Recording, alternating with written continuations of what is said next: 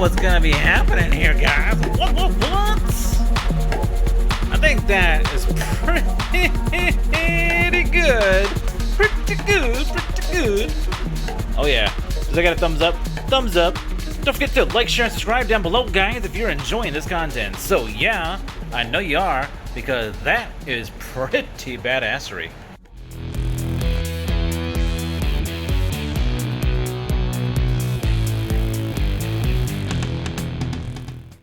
Hey guys, what's going on? This is Jason with JWClassicVW, and welcome back to the garage. Welcome back to the vlog. And if you're new here, we talk about Volkswagens, more specifically my 1956 oval winter ragtop Goose, and we are doing a turbo EFI monster build, guys. And today we are doing the fuel system. So if you're interested in that, we're gonna be getting into some good content here in a second. But also, we are doing a tour of CP Motorsports. That's gonna be my tuner, guys. Carlos over there. Let me go ahead and walk around his shop and his yard and check out some really cool cars, guys, like some 1,200 horsepower monster engines in these things. So stay tuned for that. It'll be somewhere in here. Also, we have a drawing today for the VW Engines Air-Cooled Rebuild book, guys, by, who was it? Prescott Phillips. So stay tuned. That drawing is happening. And let me go ahead and turn you around so we can talk about what we're doing today with the fuel system. All kinds of goodies on the bench, guys. All right, what do we got here? We've got the Aeromotive Fuel Regulator, Evil Energy E85 compatible fuel lines.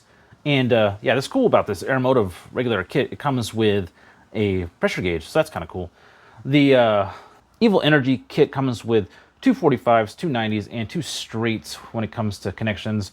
I've got a assortment of bulkhead fittings down here too. I'm not going to be using the solid 90s. I'm going to be going with a full flow 90 on these because it helps out with fluid dynamics. And if you guys know anything about fluid dynamics with oil and or fuel, whenever you use hard 90s, or even like the hard 45s, those can add length. The hard 45s, not so much. The hard 90s can add quite a bit of length, or like what is like length because of resistance. So you want to try to go with full flow 90s when all possible. And don't forget, guys, if you're interested in any of this stuff, it'll be in the description below. What do we got going on over here? Well, this is some of the good stuff, some of the little kit that I put together. So what we're going to be doing is running the fuel lines off the existing body mount locations. You know, the body to the chassis mounts. And what I've done is I've gone ahead and had a machinist tap some grade 10 hardware for an 8/32 button head bolt. So we got the button head bolts over here. You can buy like a pack of 100 of these things for like 10 bucks.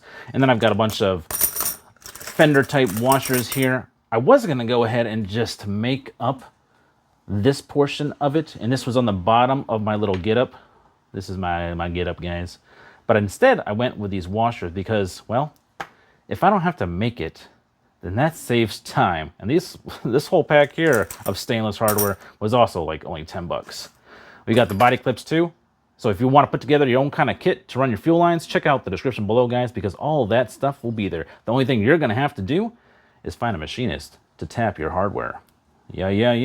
That's what you're going to have to do. Originally, I was going with like a metric, like a M5.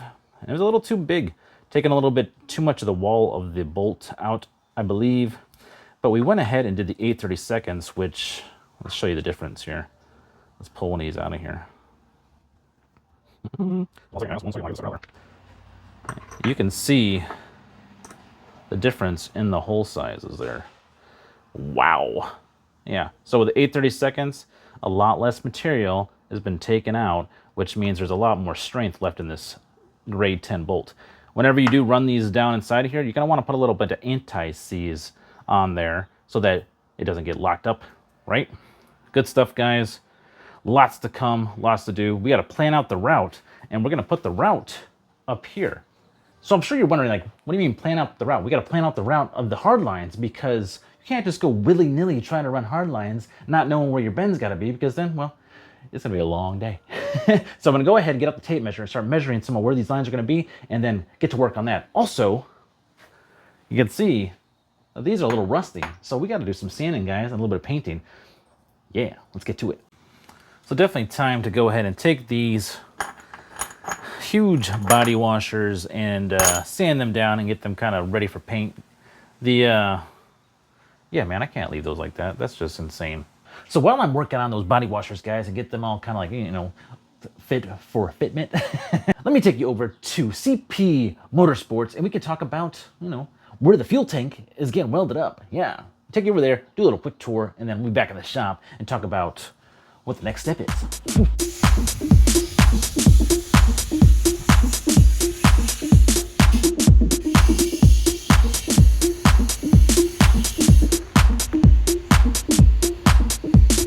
What is going on, guys? It's Jason with JWClassicVW, and I'm over here at CP Motorsports, and they're going to take care of my gas tank. I'm going to give you a quick tour, so let me show you around, and then I'll talk to you a little bit about what's going on, because they're going to be doing my tuning too on the Haltech Elite 1500.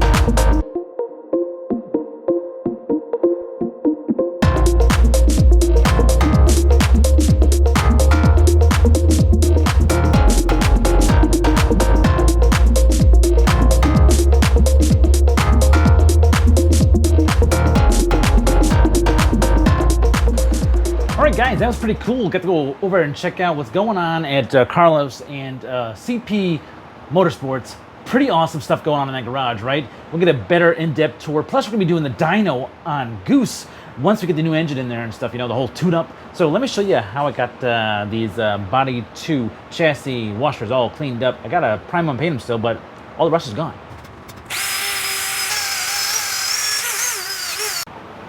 Here we go. Gotta wash them still, but yeah, all cleaned up, ready to rock and roll. A little bit of wire brush action, and then for the fine points, one of these ones here. Most of the stuff you can get at Harbor Freight, guys. This one I think I got at Home Depot, and it works super good. I kind of like flapping off the rust. But yep, cool. Time for some paint, and then we can move on with the rest of the good stuff. Yeah.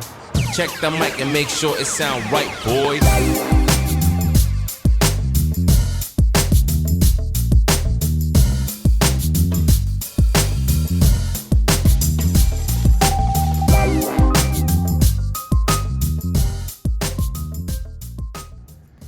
So to break it down to make it a little, you know, easier for me to figure out the lengths, I taped a tape measure up to the front, and I punched past where I think I needed the hard line to be about 10 inches because of where I plan on putting the bulkhead fitting up here, and I'll show you guys that here in a little bit once I get to it. But then I just ran the tape measure down inside the channel, marking the bend points so that way I can kind of get an idea of where I need to bend stuff, because I'll mark the line once I cut it where the bend points are going to be. Just keep going down inside the channel and tape measure all the way towards the back side where I made my first 90-degree. So I've got the basic lengths worked out for the hard lines, so this is the first part that you do, and I've used some tape measures underneath them. Alright guys, here's my crude Volkswagen chassis that I have up here. So I have the feed line coming down through and the return line going down through. You can see that it's reflected right there, feed and return. Bend at 25 inches. The jack point is marked on here, and then my 90 where I come back in, because I'm going to come back in and go over the top of the rear torsion, and then come up and kind of hug close to the luggage rack on the underside. And my feed line is going to end on one side, and then my return line is going to end on the other side. And inside of the chassis, in the back side here, on the back firewall area, I'm going to have the feed line punched through right here, and I'm going to have the hard line for the return punched through over on this side because this, remember, is where the regulator is going. So that makes more sense to me just to have the bulkhead fittings come through in these locations. What do you guys think? Good idea? Good idea? I think so too. So I'm going to keep going, get a little bit more work done, kind of get the lines laid out, and yeah, then we'll bring you back in, guys, and show you kind of using the straightener and stuff. Well, it's time to take a break, guys. We're going to go upstairs and do the drawing for the Volkswagen How to Rebuild Your VW Engine, the Prescott book. And, well, it's time to grab something to eat, too. So, upstairs, time to do the drawing. See you in a second. Hey guys, what's going on? It's Jason. We are upstairs about to do the raffle for the book on how to rebuild your VW engine by Prescott Phillips. And once again, like I told you, since we didn't have a claim on one of the keychains, and a keychain, and some that cleaning stuff, the cleaning stuff for your garage. Yeah, I'm gonna give you some of that too. So here we go, and I've already got the video up in here, and here you go. That's the video from last week. Back over, and here we go. Go. Who's the winner gonna be? Here we go. Woo woo woo woo. Pungent Yeti. Does that mean smelly Yeti? Super clean. I'm gonna need a 50-gallon drum to clean my garage. Well, you know what, man? I'm gonna send you some of that super clean stuff and a t-shirt and a hat and the book. You're the winner, buddy. So hit me up with an IM with your address and I will ship this stuff on out to you. Sound good? All right. And just in case Mr. Yeti does not come through with sending me an IM, because it happens, guys. People don't claim prizes. I'm going to write them down real quick. Pungent Yeti. Who's the backup winner going to be? Who is our backup winner? Let's go ahead and do it. Backup winner. Backup winner is Maz Beetle Boy. All right, Maz Beetle Boy. So there you go, guys. These are the two, and we have a backup just in case. Just in case Pungent Yeti does not claim his prize. All right, guys. Now back to the video. Okay, guys, we are back down in the garage, and congratulations to our winners of the How to Rebuild Your Volkswagen Engine Prescott book. Awesome. And we didn't have, one of our people didn't get the keychain, hasn't claimed the keychain, so the keychain's coming to you. So, good stuff. We have gone ahead and painted the first coat of black paint on the big washers for the body of the chassis mounts so that they can dry. I don't think they're going to dry in time for me to go ahead and start this tonight, but we're going to go ahead and lay out our fuel lines, and we'll probably finish up the install in the next episode, guys. But before we wrap all this up, I want to go ahead and try to go ahead and get a couple bends on here. I'm going to show you the trick to laying out some coiled fuel line, because there is a trick to it.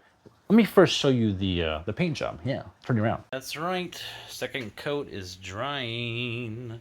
I gotta pick up some gloss black. I'm fresh out. My bucket of paint is out of gloss black. Well, I got gloss black touch up.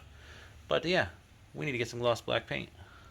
So Home Depot was all out of the gloss enamel, so I got the semi-gloss black, which I guess the regular gloss black is probably like one of the most popular colors. And I also picked up an extra can of the primer.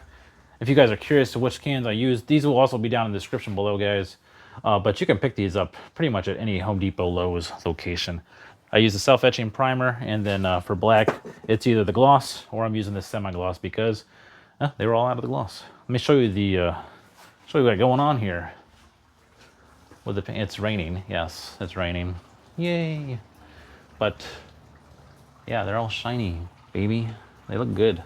First coat, I put 2 coats of primer on there, and then this is the first coat of the semi-gloss black. And I got the rest on over here on this side, drying up. Yeah, man. Good stuff. Good stuff. So like I said before, I wasn't sure if I was going to go ahead and do the gloss coat, you know, the 2X gloss coat. I'm not going to do that. I'm going to go ahead and save that for something else. But it's now time to get back over to the bench. I'll show you the bench. Over to the bench and get to work on getting this 3/8 coil out and cut to length. And then I'm going to finish up on the hardware here. I've cut the washers out, and I'm going to go ahead and put the adhesive back onto this and get those set up. Here is what it looks like. I thought it'd be a good idea just to have a little bit more of the cushion there to help out with the line when we go ahead and put these on. And yeah, man, these washers was the way to go. It's way better than having to cut some of these. And like I was saying before, it's stainless, so it's not going to rust. So that's pretty freaking awesome. I might go ahead and do some of these bulkhead fittings too and get those installed, kind of figure out where they're going to be. Cool. All right, guys, let's get to work on this 3/8 line. I'm going to get you guys set up on the tripod so I can see what I got going on.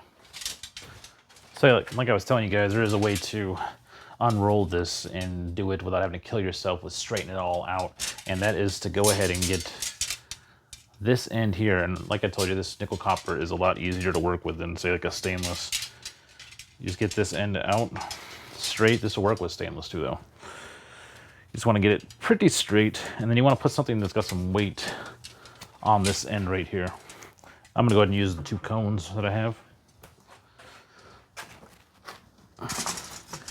And you need some space, guys, because you might want to do this outside.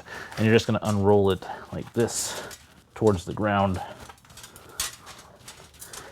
And this is kind of how it's rolled together, believe it or not.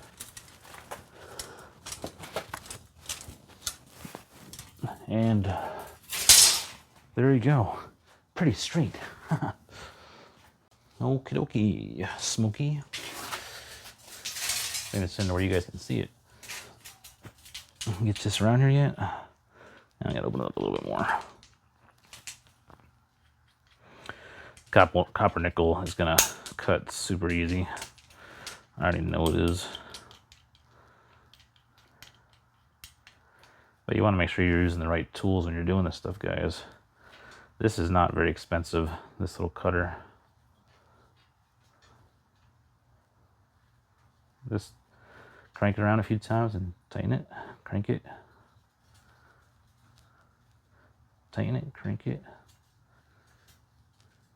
Tighten it, crank it. There we go. Just like a so. And we got a nice clean end to work with. No problem. Let's try out that straightener and see what it does. Okay, let's try that newfangled straightener. This straightener right here. Let's see how it works.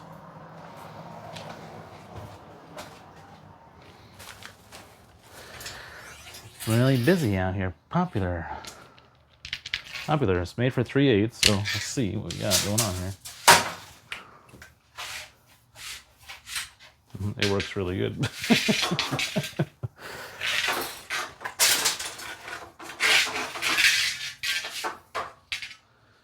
That is pretty snazzy.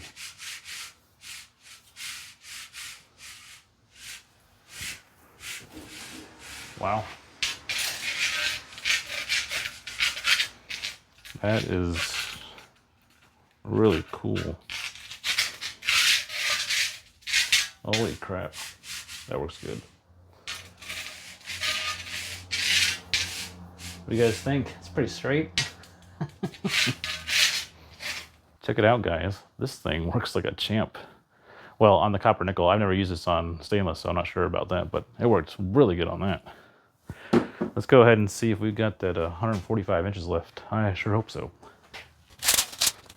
And we'll definitely be straightening this one out. Oh,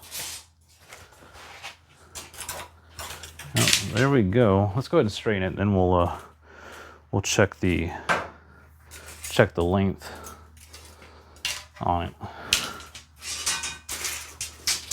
I don't think Goose and this thing is getting along very good. I keep trying to make sure it doesn't hit my car, hit my baby. All right, let's see if we can get this started here.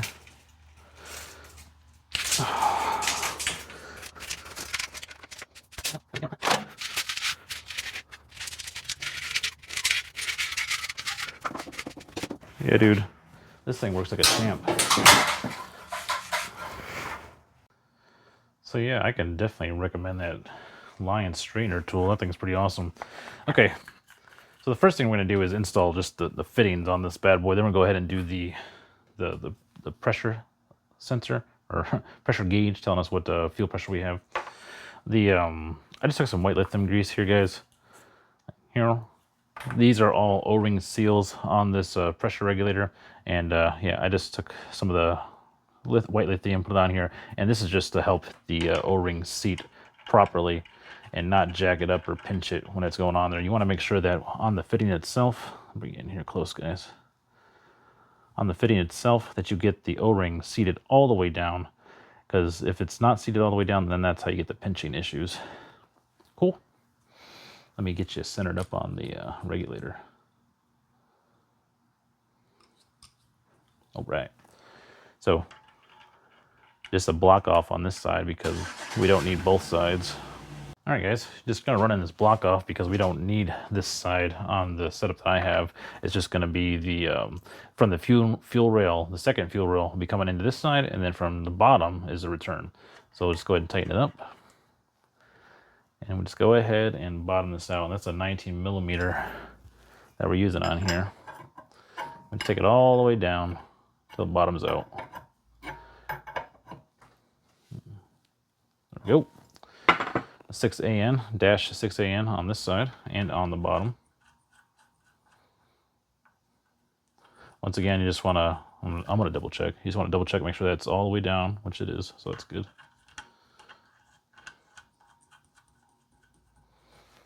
Same thing, just bottom it out.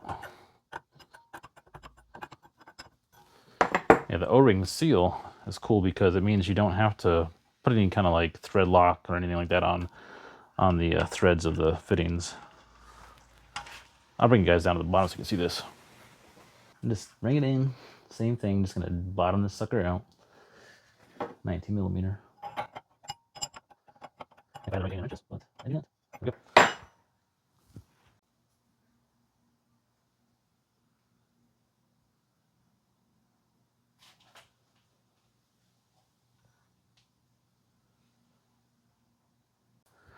So guys, that's gonna wrap it up for this episode. Man, it just kind of slowed down whenever I had to do those washers, you know, sand, prime, paint. Always slows things down, but I want it to be done right because there's so much work going into this and I want it to look good, and that's going to really help out quite a bit with the appearance on the underside. You never know. People might look underneath there. Or just for my own peace of mind, right? To all my subscribers, all my new subscribers, man, we got a bunch of people coming in. This turbo build is awesome. It's getting a lot of attention, and that's good because we're doing a lot of awesome things, one-off things that have, you know, haven't been done before, which is awesome on a Beetle, especially an old Beetle, to see an old Beetle going super duper fast down the road. Safely, mind you. Lots still to do, guys. We get on the fuel system. Hopefully we can finish that up in the next episode. Get the bulkhead fittings in, get the regulator in, and get those hard lines in place. That's it. Until next time, guys, this is Jason with JWClassicVW, and I will see you guys on the next video. Bye-bye.